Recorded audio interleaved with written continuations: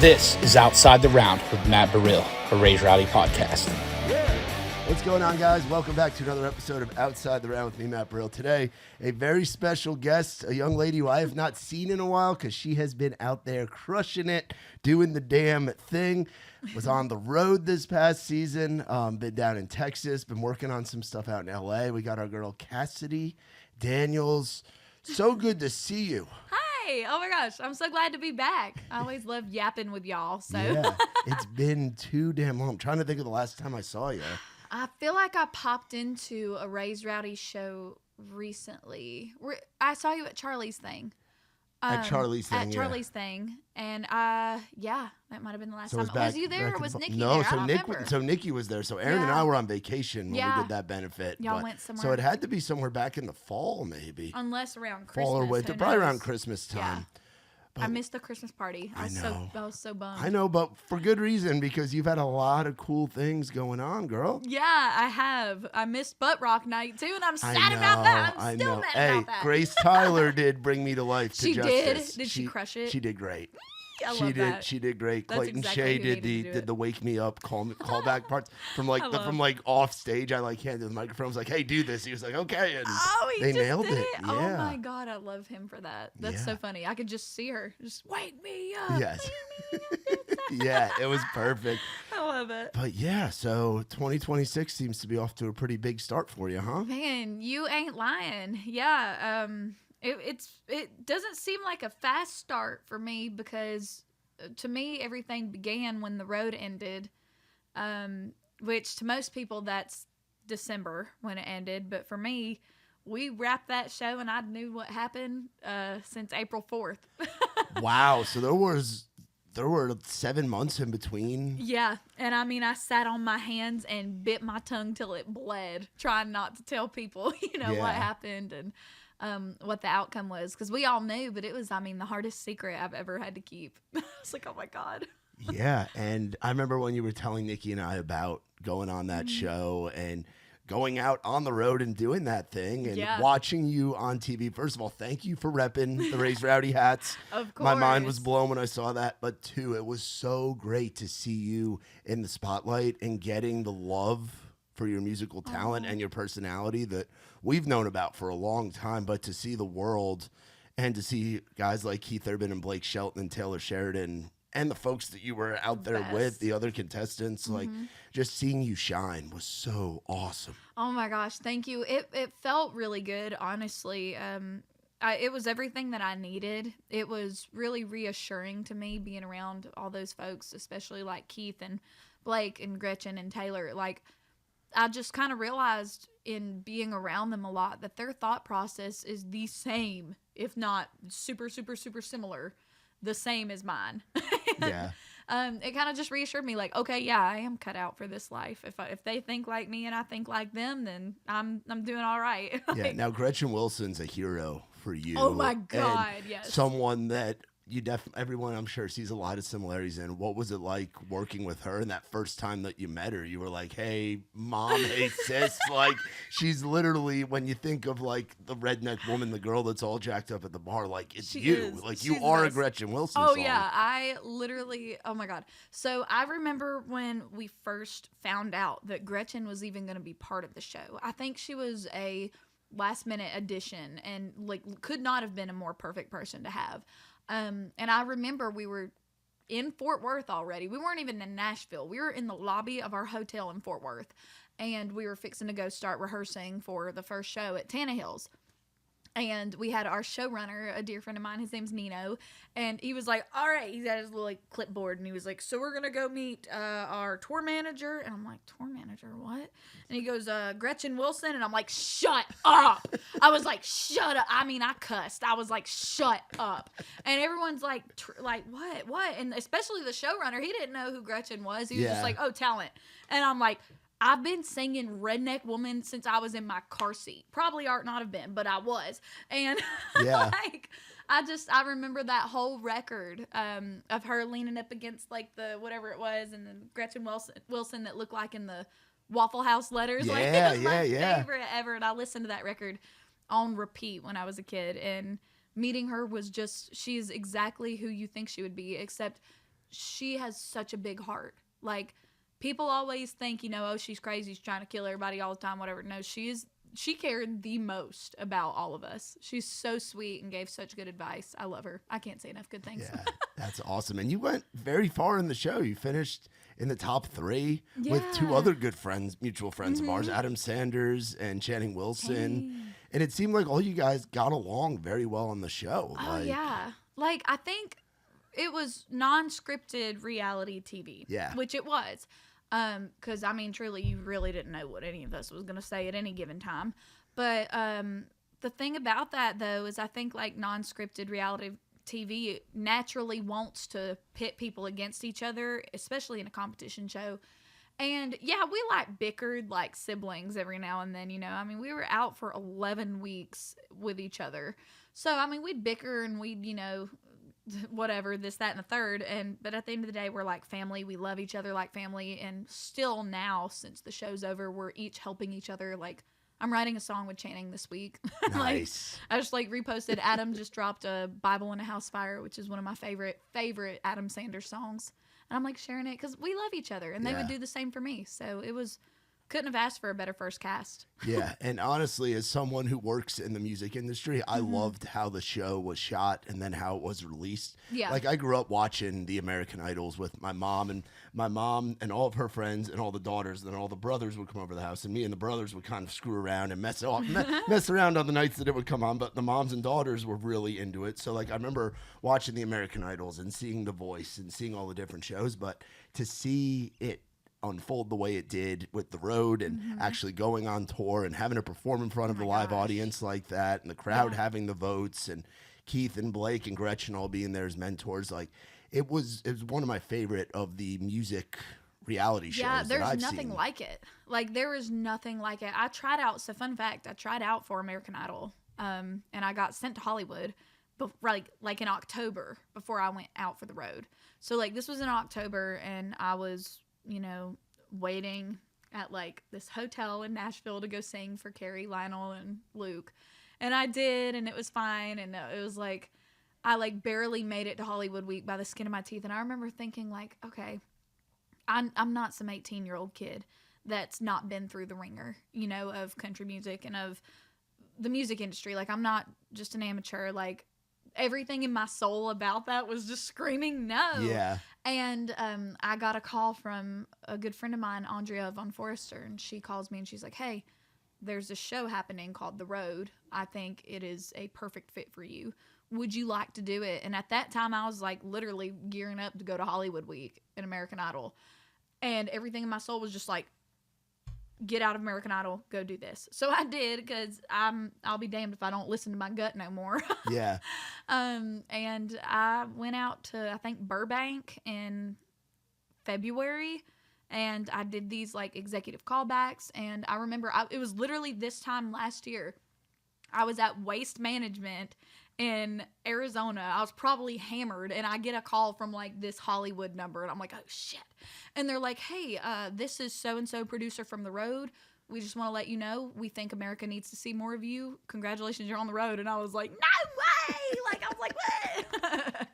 And then I went and partied my ass off at Waste Management, and then went back to start filming in Nashville, a week later. Yeah. And you talk about you're someone that's been through the ringer. You've been doing, I know your backstory, but a lot of the folks watching and listening to this probably don't. Talk about coming up here at a young age and kind of how your story of coming to Nashville and then later moving here, and you're someone that's had deals and done. You've grown up like a lot of kids, they grow up in high school, but you grew up in music. I grew high up school. in the industry. Yeah, you really did. Truly. I think aside from not having a parent that's in the industry already, I'm pretty solid of literally I've been doing this over half my life. And I mean, it started off when I was 12 years old. I was playing in little dive bars down in Florida.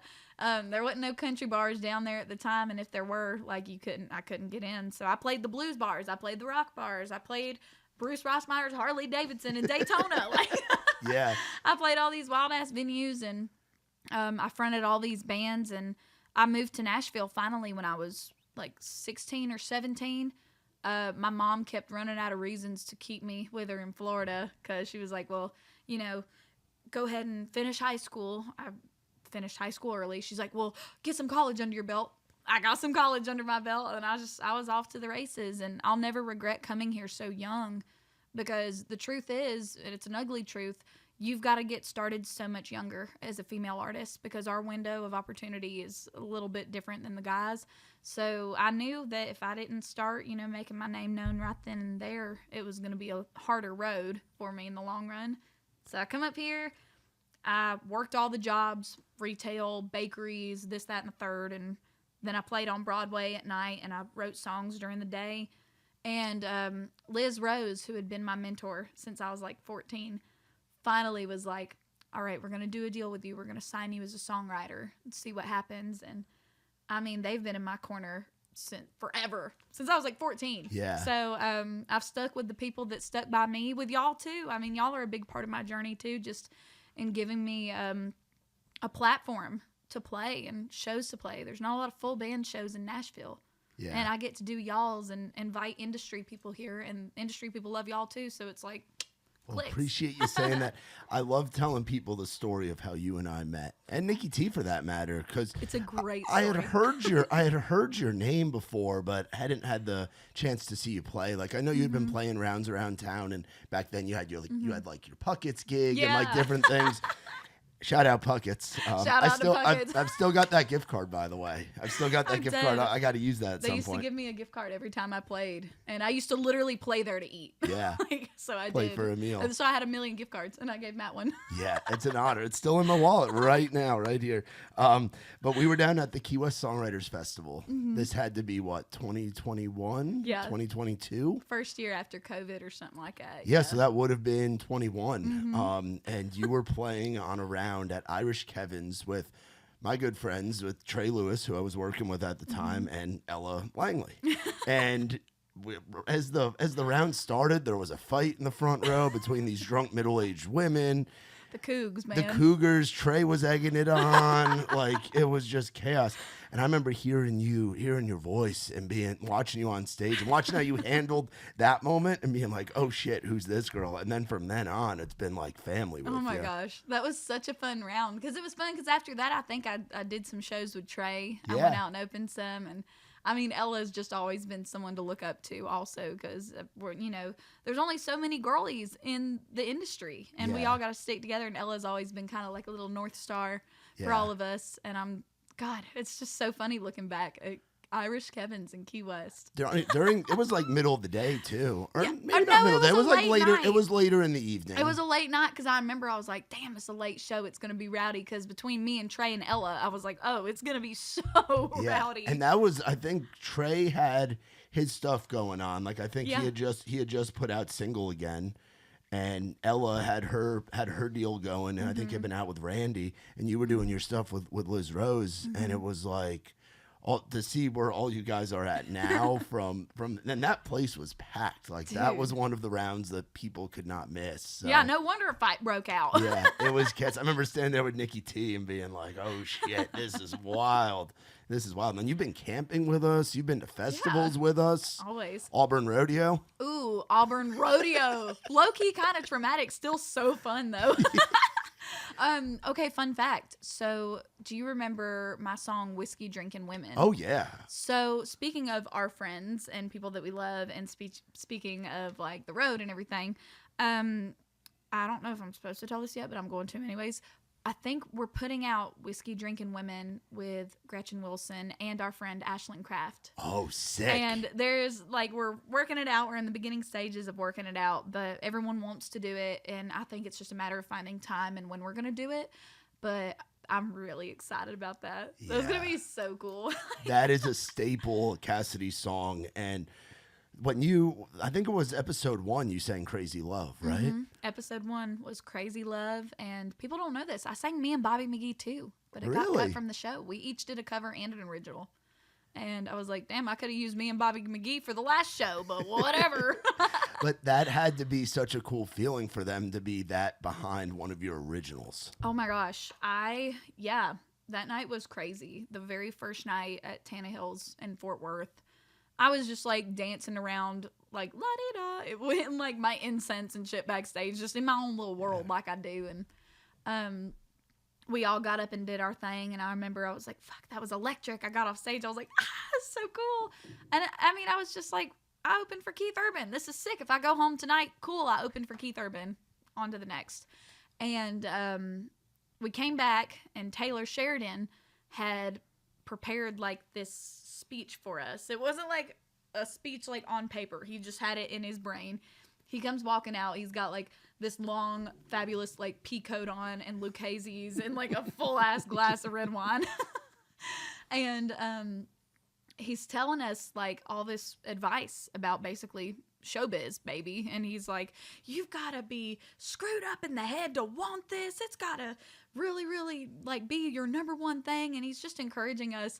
And all of us are kind of like, he's a real intimidating dude when you first meet him. Oh, I'm sure. Like he's like sitting there, and he's jacked too. So he's sitting there like this, like watching us. And I remember I'm singing Crazy Love. I'm like, oh my God. And he comes back, he gives us a speech, and he's going on, and he's like, you gotta be screwed up in the head to want this. You gotta want it that bad. And then he goes, and you, and points over at me, and I'm like, what? And he goes, my dear are a wonder. And he hugs me in front of like God and everybody. I'm like, hell yeah, I love this. And I mean, dude, he has been such a champion of me ever since. Yeah, talk about working with a guy like him, because I first remember seeing him in Sons of Anarchy. Oh my God. I think he was the sheriff. I think his character was like Sheriff Hale or something. And obviously what he's gone on to do in the creator role of the Yellowstone universe. I mean, Mayor of Kingstown's one of my favorite shows. Yeah. Tulsa King's one. Like Landman, I'm deep, Landman, all of it. Like I'm deep into that Taylor Sheridan universe as a consumer. So what's it like getting to be around and call a guy like that a mentor and a friend? Man, they call it the Taylorverse. The Taylorverse. All right, I got it right. Taylorverse, yeah. Man.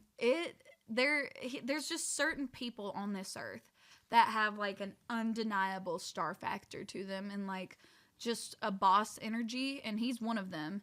To me, I just look up to him for just his aura in general. Yeah. But also he's a good person too, and I know this from working on his shows. The Road was the first show that I've worked on with his, and I'll talk about in the second one later. Yeah. But you can tell, when you can tell that people are paid really well and do what they love, like. Yeah. It's an unheard of concept in the industry, but like here, anything that's Taylor's is all the employees are so happy. Everyone's so kind. Everyone's so welcoming. And on top of that, I don't know when that dude sleeps. He writes all of these shows.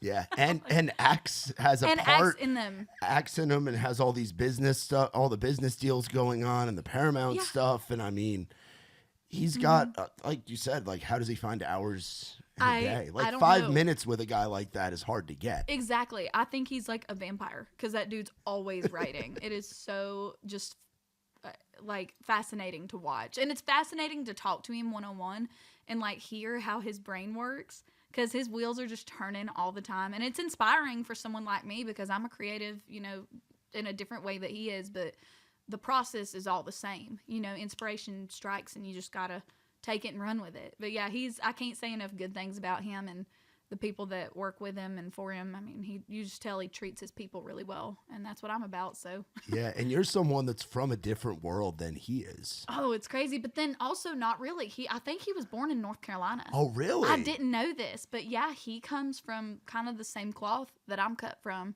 and that's why it works. Okay, probably. yeah. Because at first, when I first went into the road, I'm like, oh God, going to Hollywood, here we go. I was like, I'm always a little bit afraid of like Hollywood and that whole scene, but I'm gonna be real spoiled now, because the only thing I've done in that world is Taylor Sheridan. So yeah, right. I'm like, man, it'll be hard for me to do anything else. Yeah, and you were just out there, right? I just wrapped filming on my second episode of Dutton Ranch, which is the Beth and Rip spinoff. Sick. I'm so excited. God, they're like the best ever. The whole cast is so incredibly kind. I've got like a bunch of songs on there, and I'm like singing all of them, and like Beth and Rip are like watching me, and I'm singing, and like Ed Harris comes up and sings with me. It's crazy. It's gonna be so fun. You're like the girl in the bar that's performing. I'm the bar singer. You're the bar singer. You're the house band. Yeah, straight up, I am. It's so funny. It's just so unbelievable to me. Even when I'm standing there, it's like unfathomable to think that, oh, these people that I see, I see Dutton or Yellowstone Ranch coffee in the grocery store. And those people are standing right in front of me watching me sing. Yeah. Like, what is this? Are you doing cover songs on there? No, or is it I'm doing originals? my original songs. Oh, no and I shit. do one cover. So I think I've got, as of right now, 5 originals on there, and then I have one cover. Wow. Yeah, you're telling me it's still, as I'm telling you right now, it's like hard to even believe. And you're still the redneck meemaw, like living with her herd of animals with your zoo at the house out east of town. Like I am. You're still you, and you're getting to do all this crazy shit. It's so, oh my God, it's so funny. I call my little house my little meemaw hobbit house. Yes, it's it very much is. Can confirm. It's a little like Can confirm. hobbit house. There's trinkets everywhere. Like that's just, you walk in that house and you know exactly who lives in there. Like Yeah. you're like, right.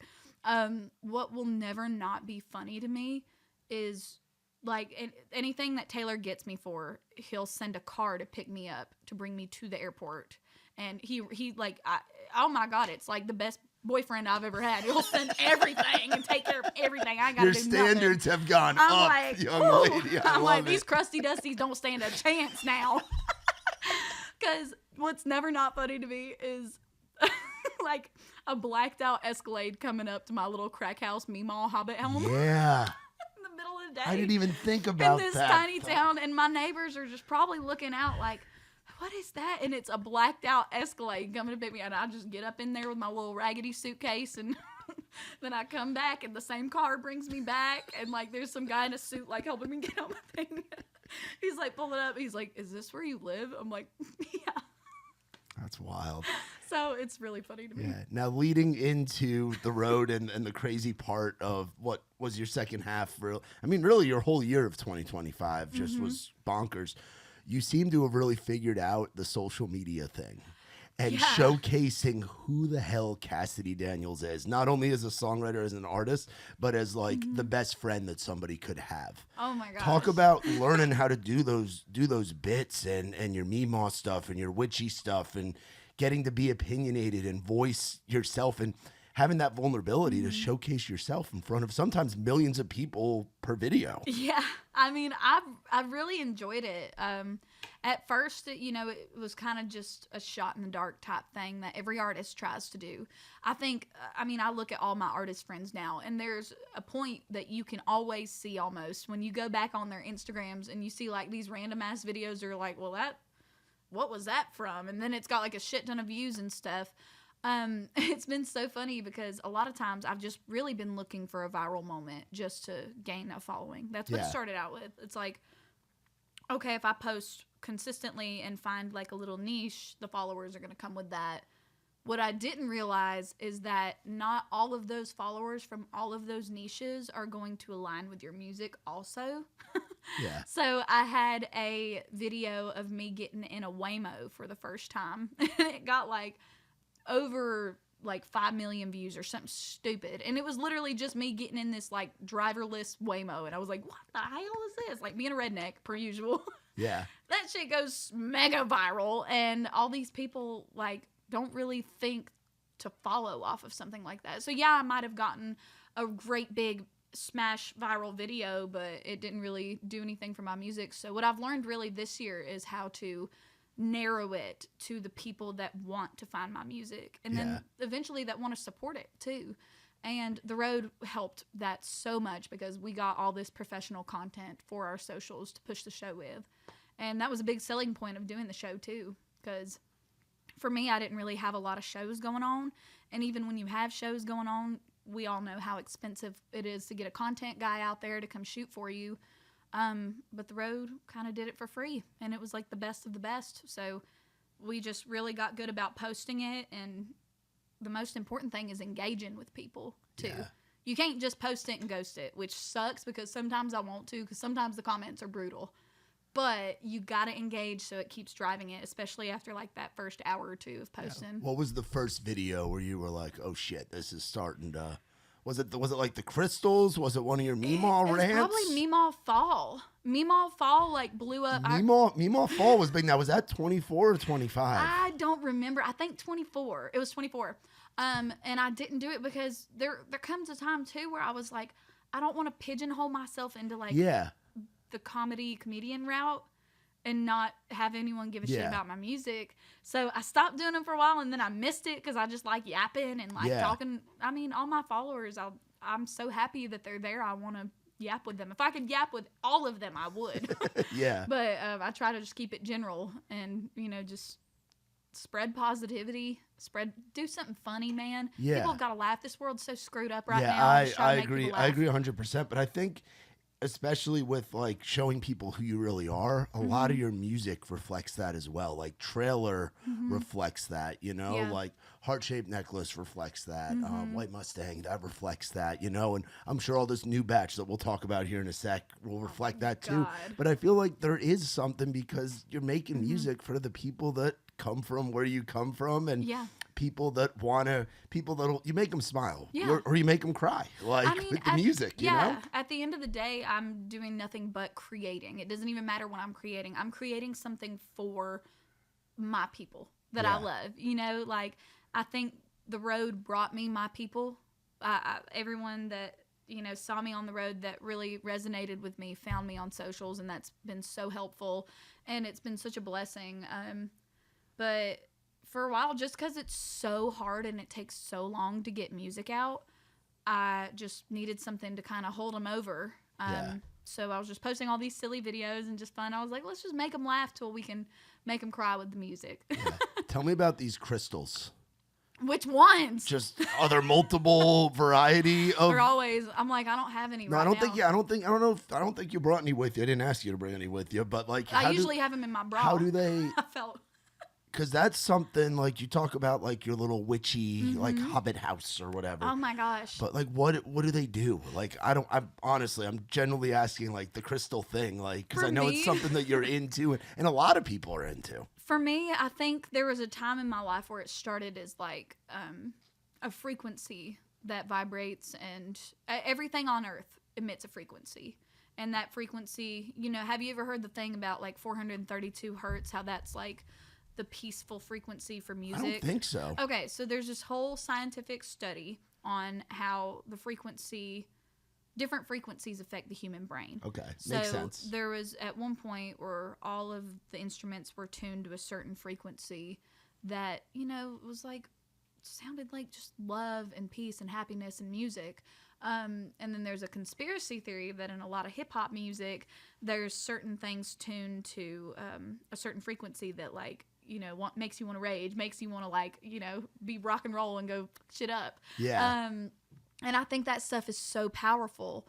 To me, with the crystals, I just was like, each of these supposedly emits a frequency. And this was honestly back in a time where I was really searching, doing some soul searching. I've always been a Christian. I still am. Oh, yeah, very much. My God, have I had my spiritual struggles. And I got kind of like confused. There's a verse in the Bible that says even the rocks will cry out his name. So I'm like, rocks will cry out. Okay, crystals emit a positive frequency. Maybe they're correlated in a way. But really how it ended up in a very simple ending was just, I know this one's supposed to be for confidence. Carnelian's supposed to be for confidence. Cool. I'm going to bring it with me. And every time I look at it, I'm going to remember to be confident. Or, there's pyrite, which is supposed to bring money and abundance. Yeah. Nah.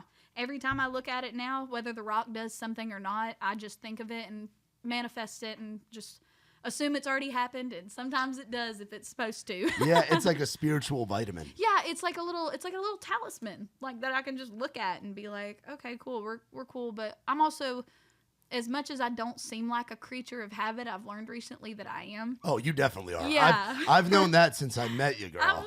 And I never thought I was because I'm so moving around all the time. But the things that I do every single day, I always light incense every single day. I always lay out my crystals of the day that I want to set my intention for the day with every day. And I mean, it doesn't matter where I do that. I'll just always do it. Yeah. So that's what I've learned over this year. It's so important to have a routine, even when you're on the road and you're going through all the craziness. I remember touring, and I had my routine of even what I would get at Love's at 3 o'clock in the morning in the damn bandwagon. Like it helps to have that, especially with the crazy lives that we live, being in this music world. Like, I learned. So many people get up and have like a 9 to 5, which is great. It's great for people that want to do that, but for us, where it's very sporadic. Yeah. You got to try to have as much continuity as possible. Continuity is exactly right. Like, and I feel like I learned that a lot on the road, on the show.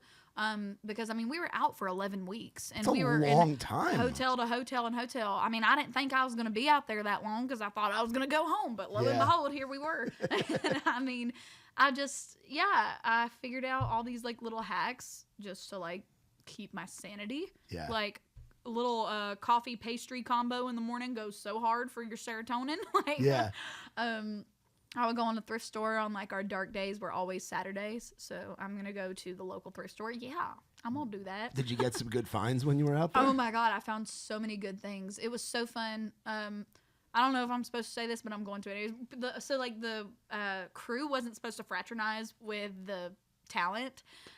But of course, you know me, I went out drinking with everybody. I went and did everything with everybody. With everyone. I fraternized it The up. person checking the tickets at whatever venue you were at knew who you were or knew your voice from going over and introducing yourself. Yeah, I was like, it's just what a Cassidy does. I'm gonna holler at people. Yeah. But I used to go. So the stylists that work on the road, I got so close with them. They're the sweetest ladies ever.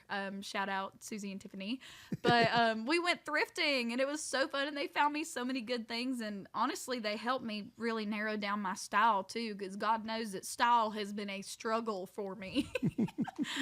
And yeah, it was fun. We had a great time. I had my little habits that I did and who I did it with, and this year I learned a lot about who I am as a person. Yeah, it seems like it was a big year of growth for you. Oh, yeah. Like it really was. It had to be. There wasn't no option. What was I going to do? Revert? You know, it's like, you just got to keep moving forward, and shit, I ain't getting no younger.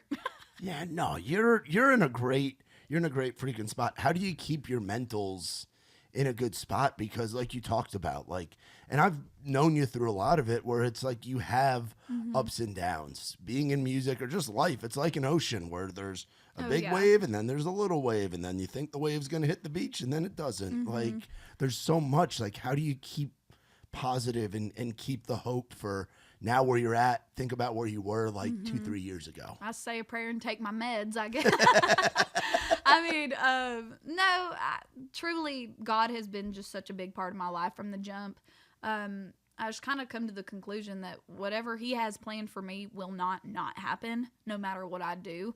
I mean, because I've gotten to the point, I feel like, where my relationship with God is just so crystal clear in communication. Like, I know at this point, and some people might call it a gut feeling. For me, I know that it's very divine and anointed for me. And really, I mean, I talk to him all the time. I'm like probably like a schizophrenic if people could hear my thoughts. But like, I genuinely ask. You don't know until you ask. Yeah. And, you know, if I'm going into a business deal or a show that I'm, not sure about, I literally just, say a prayer about it and set my intention and kind of just wait for the answer to come. And it always, always, always does. It always works itself out. And knowing that I've got that kind of dialed in really helps my psyche a lot. Now, it ain't perfect. I'm still a psychopath. Like, I have my little manic meemaw episodes. Like, don't you worry. Yeah. But, I mean, it's just not as detrimental as they could be. Yeah. I don't know. We'll see. I could see me being a Britney Spears bald-headed with an umbrella, too. So, who knows? I don't see that. You got a good enough support system. Nikki T and I included in that. Y'all be like, don't let her. That wouldn't happen. Now, you've been out and gone, bouncing around Texas and L.A. You were back here. You've been back here in town for a while. Did I see you were hanging out with old crazy wild Greg at the midget wrestling? What was that, 2 weeks ago? Oh, my God, no. Did you end up going to the midget wrestling? I did go to micro wrestling. That was micro my favorite wrestling. thing. Excuse me, micro wrestling. I'm sorry to my man, 25 Cent. I apologize. It is micro wrestling. 25 Cent. You know who I'm talking about. Yeah, you know who I'm him. talking about. I love him. I met him at Pigfest this year in gosh. Hendersonville. I'm such a fan of micro wrestling. Okay, so y'all, for those who don't know, it's the Micro Wrestling Federation. The MWF. Yes. And I love them so much. So we were there when Pinky and Psycho got engaged. Wow. History. Big moment. We were there for that. We were when we went to micro wrestling when it was here at the fairgrounds. So I didn't go to that. That was You a wasn't Nikki. there. It was us. That was a and Nikki T adventure. Nikki T adventure. Okay, yeah. I think so we were Will there for might that. have been The with you guys. Shacklefords were there. Shackleford boys, yeah. I texted them the other night when I went, and I was like, thinking of y'all, heart. And I sent them a picture. It was like Micro Jackson pile driving somebody. Yeah. But it's my favorite thing ever. They're truly like athletes. Sometimes I'm like, damn, y'all are like crazy. And shout out to Wild Greg and Lil Bit for getting us in. Lil Bit. Yeah. I have yet to meet Lil Bit. Dude, she's a bad bitch. I love her. I spent like $180 in merch. And I just got a new business manager too. So the first things that they're going to see on my statement is the Micro Wrestling Federation, $180. They're gonna be like, damn it, Cassidy. But yeah, support micro wrestling. It looked like it was a good crowd there too. It was like great. Cahoots goes nuts for that stuff. Dude, and it's not far from my house too. Little did I know my sister is like a consistent hood rat at Cahoots in Lebanon. Oh no. Peanut. She's a Peanut. hood rat. What are you doing, Peanut? She's the consistent hood rat. She's all grown up now if she's hanging out Dude, there. Oh yeah, she's like being a hood rat. Sheesh. So it was fun. It was like, honestly, her at Cahoots is the equivalent to me at the Rusty Nail. Yeah, yeah. And we walked in. I got drunk and I forgot my card. And at that place, they hold your card. Yeah. They don't give it back to you. Old So school. the next morning or the next day, I walked in and I was like, sorry, y'all. The micros got me. And they were like, and I was like, well, I had a great time. I think Cliffy D was there too, right? Was he for real? I didn't I see think him. I think he was DJing Stop. after something. Oh my God, I The should have Chaos. seen him. Like I said, I was laser focused on the actual wrestling Yeah. part. Did you go to those when you were in Florida, or I is mean, that a Nashville? That's Has that like, been a thing since you've been up here? I wasn't old enough to get in ever. So Yeah. I guess it's kind of and who out of my friend group in Florida would want to go to that? Nobody. I don't know your friends. I don't know your Florida I friends. got I've one been friend that introduced- would go. Shout out Carly. She would want to go. Actually, she may not want to. My best friend, I would make her go, and then she would love it. Yeah. But nah, like it's all who you go with on Yeah. stuff like that. Like I can make anything fun. You can. Like, you can. But that you ain't got to do nothing. Like literally, we was just hooting and hollering and supporting the athletes, and I was like posting. I still got to post about it. Like I shout out, love Micro Wrestling Federation. I Support 'em. see a music video in the future. Oh I don't my know what God. song it'll be, Me neither. but the micros will be involved. It could be called Little Things. Yeah. So talking about the new music, Moving on.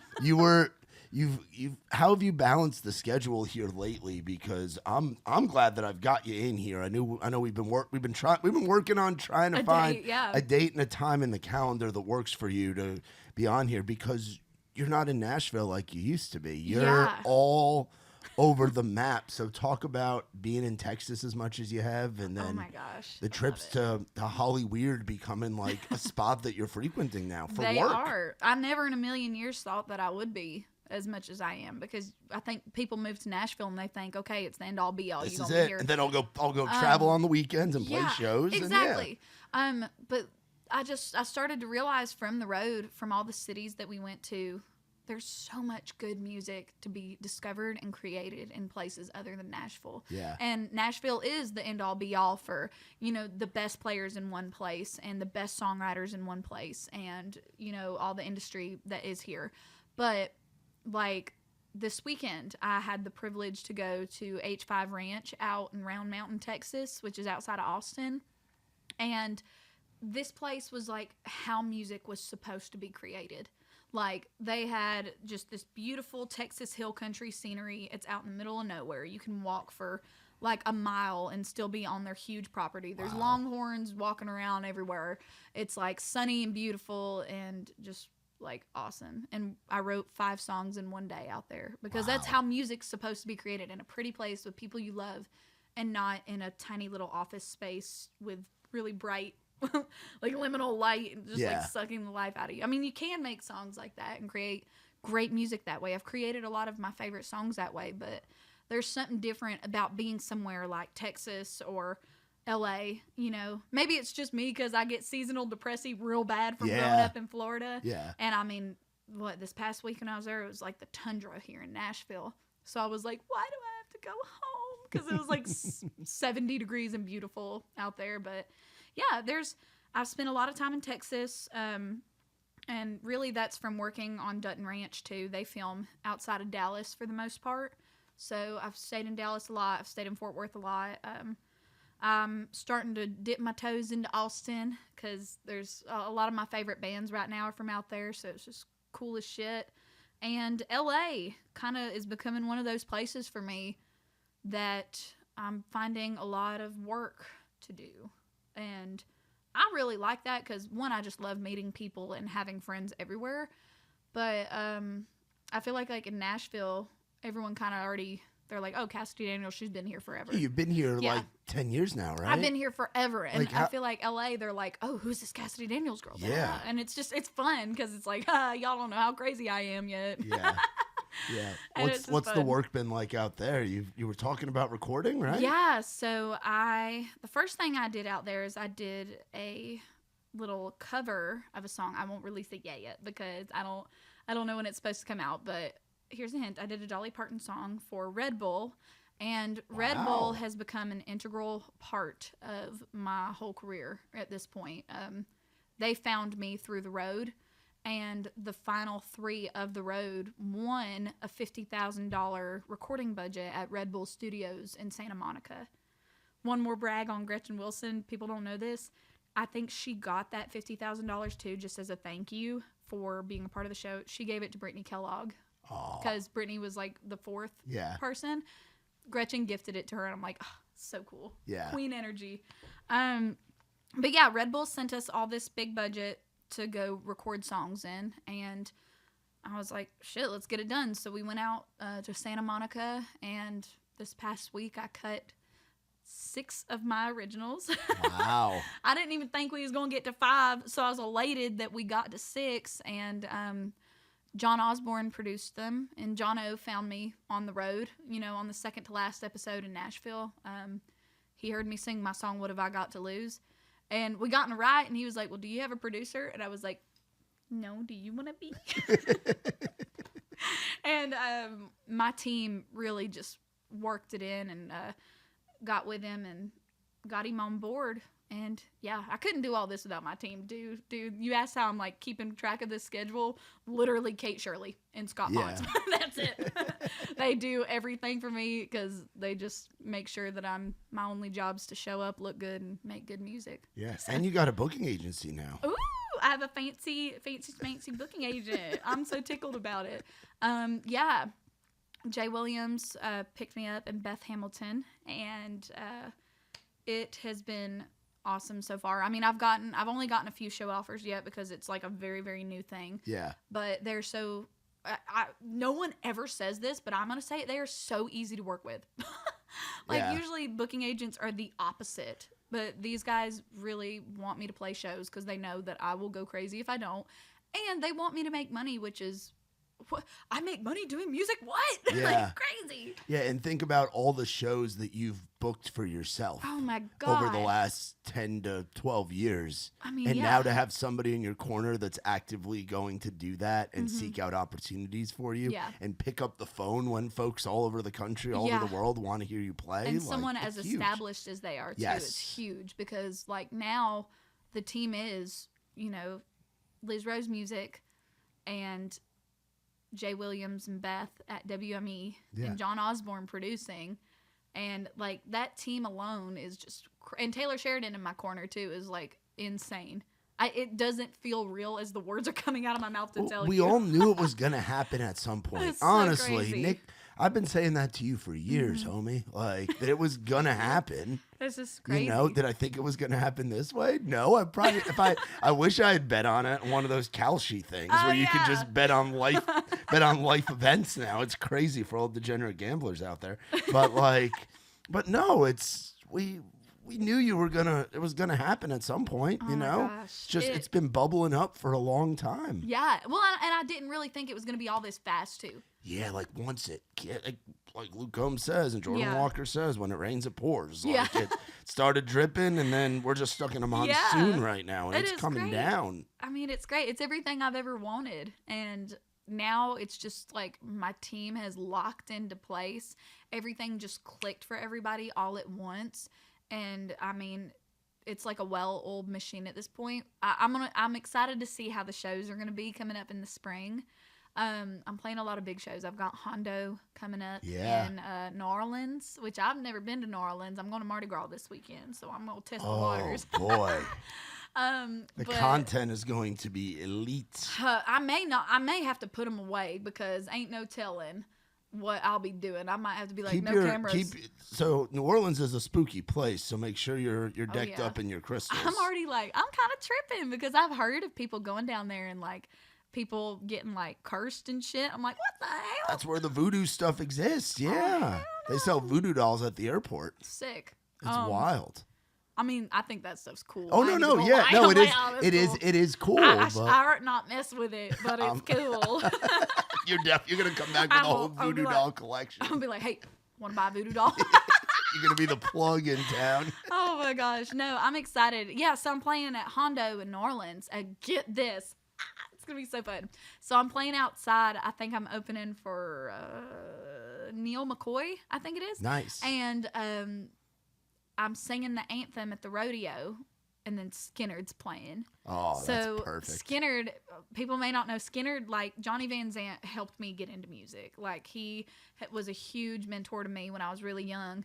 And I texted him. I was like, hey, JVZ, I'm going to be at Hondo in New Orleans. And he's like, immediately hits me back. He's like, let me know when you are. It'd be so good to see you. Maybe we'll come out and watch your set. And I'm like, I would die if I was on stage and there's like Skinner side stage watching me and Revelry play. Yeah. I'm like, this will be crazy. So we're debuting all new songs. We're debuting my friends Revelry. They're going to be my badass band. Yeah. And dude, it's going to be just baller. I'm so excited for it. Yeah, that's going to be sick. When is that? That's going to be April. April, I think early April 10th maybe. But yeah, I've got those shows. I've got like some great festivals and like places in Florida I'm playing.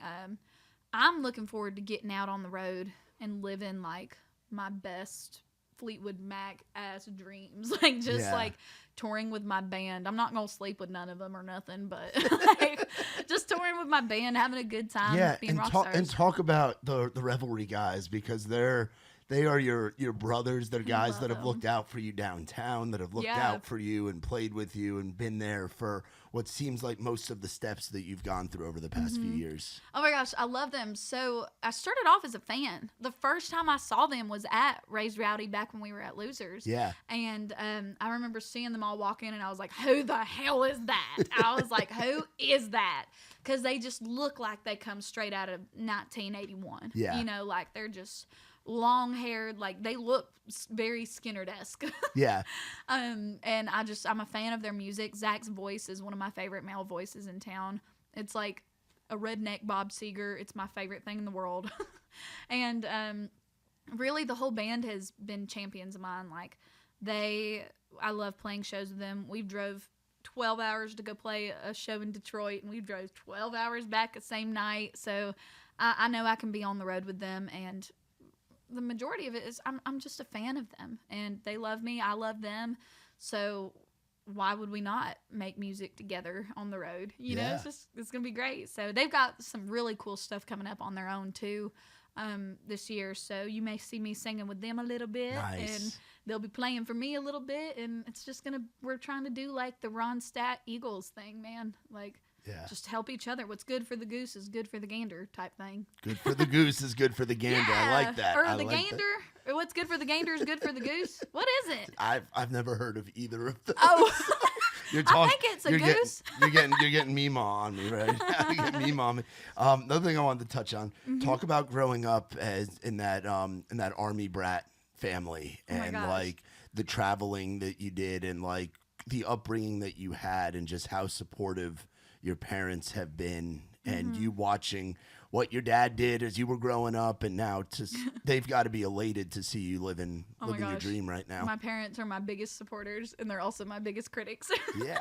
Well, someone's got to keep you in line too. I'm so glad I have my family too, because like I have like one little thing happen and I'll like be some type like okay, so the car coming to pick me up at my house, the blacked out Escalade, I'm like I'm getting in my car. My sister will be like, all right, Hollywood. Like they keep me grounded and it's incredible. Growing up Army was really such a God thing in my life. Like you couldn't have bred a more perfect lifestyle for a future musician because like I can sleep anywhere, I can live anywhere, I can be happy anywhere because you had to. If I can be happy at Fort Campbell, Kentucky, I can be happy anywhere. So and I've loved Fort Campbell. So I mean just I think the discipline aspect that comes with being an Army brat and the hard work that you witness all around you all the time is something that I will never ever ever take for granted because that's takes all the grit that you need to be in the music industry. And it was really spoon-fed to me with Army propaganda growing up. So I mean it worked really well to my favor. The Army was really good to us. I'm so proud of my parents too. Like my dad was special forces and my mom was a child abuse sex crimes detective. So ask me how my dating life is. So, but I mean, having two badass parents like that is so good. Like, you can't, there's nothing I could say where my parents would be like, oh, poor baby, ever. Yeah. They'd be like, I was in the trenches in Grenada in 83. And I was like, damn, I can't complain about the hors d'oeuvres at my at my green room, you know? Yeah. So it's good. They keep me grounded. They are my biggest supporters. And, they're so proud too. Yeah. It's been so fun. As they should be. We're all proud of you, sis. Like, now, what are the big goals for this year? I know the show's looking like it's coming out in the spring. Yeah. Okay, so Dutton Ranch, coming out. I think May. Who knows? April, May, June, sometime this year. Yeah. That's gonna be crazy. I think I'm on the first and the second episode. Wow. So it's so fun. And then to be determined, I guess. I've got shows coming up. My goal this year, just for like me personally, is just to really lock in my live show.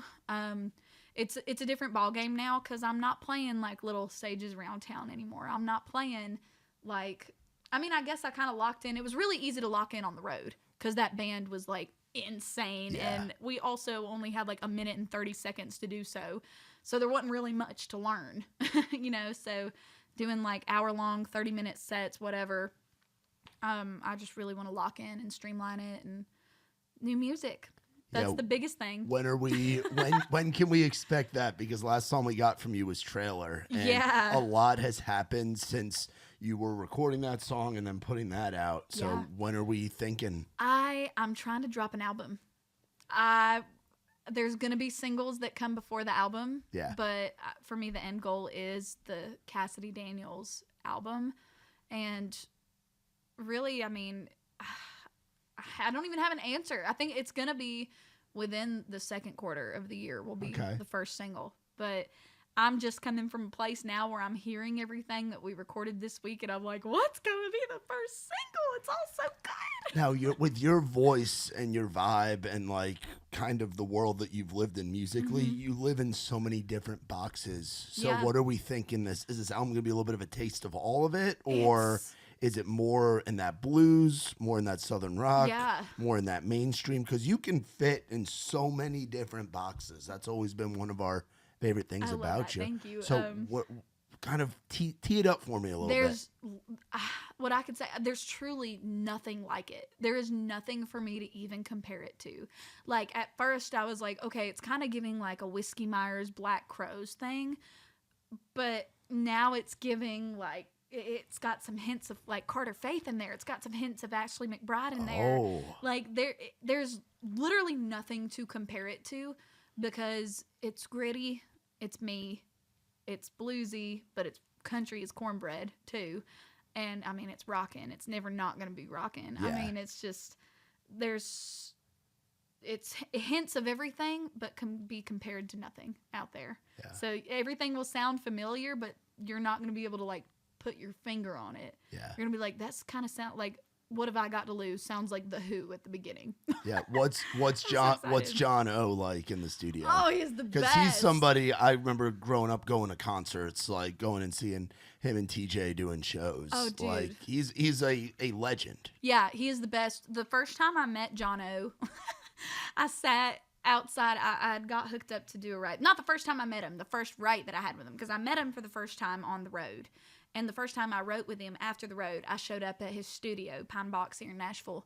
And I heard him inside playing guitar. And anyone that don't know this, John O's like one of the best guitar players. Just ripping. Oh my God. Like chilling in the town. studio, yeah. And I showed up at the studio. I hear him playing guitar through the door. And I'm like, oh, he's just like, he's practicing. Cool. Like, I'll just let him do his thing. When he stops, or hits a wrong note, I'll knock. I stood there for like 17 minutes because that dude just like solo, didn't miss a note the entire time. And like every time he like kind of stopped, I'd be like, go to knock, and he'd be like, he'd just like go in. It was so funny. And I was like, you probably saw me on the Ring camera like this. Like, oh my God. But yeah, he's one of the best. And in the studio, oh my God, I've never had a man in the industry. There's my phone. I've never had a man in the industry listen to me as a producer the way that he does. Really? And that probably doesn't sound like much to him, like, if I were to say that or whatever, but it's everything to me, because there was a period of time, where I was writing with Lori McKenna recently in the Love Junkies. I was writing with Lori, Liz, and Hillary. And I had this realization. I was talking about, some demos and track guys in town and stuff. And I was like, we're getting good songs lyrically, but like they just don't get what it needs to be. And people, they just don't. And Lori cut me off and she said, they don't listen to you, do they? And I was like, damn, if that's happening to Lori McKenna, of course it's going to happen to me. And Jono just simply does not allow it. Like, he is so kind and so open to ideas. Like, if I put out an idea that he doesn't love, he'll be like, okay, I won't die on that hill. He's like, but I don't know if it needs to be. He's like, let's try it and see what happens. And then, like, there was one point in the studio where I was like, hey, let's put this here. And he was like, no, let's put it on all of the choruses. And so they put it on all the chorus, and it sounded better the way that I'd said it. So Jono stops the tape, says to the band, he goes, hey guys, Cassidy was right, let's do it in these spots only. And then he turns around to me and he says, hey, you were right, let's do it this way. And just, that sounds like such a stupid thing to be like elated over, but to me it makes me feel so safe in a place where I'm putting my heart and soul and songs into birth, basically. And I think that might be the artist part of him, where he's been, yeah. I'm sure he remembers coming up and wanting to have a say and stuff. And with I mean, Jay Joyce. Yeah, right, right. With Jay Joyce, so I couldn't imagine. And yeah, he's so kind. He's got kiddos too, and his wife Lucy writes songs with me, and she's also a huge champion of mine. Like, it just shows kind people are kind everywhere. And to me, that matters the most. Where it matters the most is in music and in creating these songs, especially the songs that people are about to hear on this record. If there was a how-to Cassidy Daniels, it would be this record. So that's why it's so important for me, for it to be me, and for it to be like true and authentic to who I am. And he gets the vision. He got the vision like that when we first collaborated. And the sound is so locked in now, and he's the best ever. I just love working with him. That's awesome. Now, thinking back to a few years ago, there obviously you've had like the ups and downs and figured this thing out. Think back to one of those downs. What's something you would tell that girl in her little witchy hobbit house? Little witchy redneck hobbit house that's down on herself and being like, damn, I've been in town so long. I've been grinding since I was 12 years old. Yeah. Is this going to work? Knowing what you know now, what would you tell that girl if you could go back in time? I would tell her it only works as long as you don't doubt that it's not gonna. Yeah. So like, or maybe I didn't say that right. It only works if you don't doubt it. And like, there was something about what Hardy said. He did a speech on either like CMAs or ACMs or something. And he had that little piece of paper, remember he had where the guy said, quit now. He was saying something like, there is no plan B. And I was thinking about that, this past week. I'm like, damn, dude, if this don't work, I'm really screwed because I don't know how to do nothing else. Like, I'm like, but there is no plan B. I would tell her, if you have a little smidge of doubt, keep that shit buried down and don't let nobody see it. Because if they do, they're going to doubt the product. And on top of that, you know, just be steadfast, keep your head down and keep working. And I would probably say never go against your gut again. Like, that was a big thing for me, a lesson that I had to learn on the road. Because I knew in my gut on that very last show not to do 2 rock songs that they're rhyming. And I knew it, and I let other opinions talk me into it. And that was the final reminder that I needed to always, always, always go with your gut. Yeah. Like, and I never will not ever again. And I'm going to be insufferable about it. Like, promise. Yeah. You're the boss, you know? I'll be like crazy. But, I mean, it's true. My gut's never steered me wrong. There's never been a time where I've gone against my gut and not regretted it. So, I'd tell her, keep on, stick to your gut. Stick to your gut. Stick to your gut and your guns. Yeah, and you are the CEO. You are the girl in the driver's seat. Like, you do what you want to do, you know? Like, it's important to have that realization. It's more rock and roll that way, too. It is. That's how music's supposed to be. Yes, made. 100%. Well, sis, I appreciate you coming on here and hanging out. I'm glad we were finally able to do this. Yeah, me too. And I cannot wait for this new music to come out. I am so freaking ready. Dude, I am too. I'll play you a little smidge. Please do. Please I will. do. Awesome. Thank you, Well, guys. y'all be sure to look up our girl Cassidy Daniels. Be on the lookout. Dutton Ranch coming out at some point this year. Coming out, looks like in the spring. And then be on the lookout for the new music that'll be coming. If you're looking for a great rodeo event to go to, the Hondo Rodeo going on in April down in New Orleans. And people can go to the website, I'm sure. Check out. Be on the look. It's going to be awesome to see all those tour dates just start filling in. And I can't wait to get out there and watch you and the Revelry Boys play a show. It's Y'all are always welcome. It's going to be so full circle for Nikki T and I to see you out there. Crazy. It's going to be freaking awesome. Well, thank you. Appreciate you, sis. Shout out to our friends from Surfside. Going to send Cass home with an 8-pack. No bubbles, no troubles. It is not a seltzer. It is a Surfside, damn it. Delicious vodka-infused lemonade, iced tea, green tea. They got the new flavor of lemonade, the blueberry lemonade coming out. All kinds of good stuff going on in the Surfside world. And for more on us, visit RaiseYourRowdy.com. For my girl Cass, I'm Matt Burrill. This has been Outside the Round.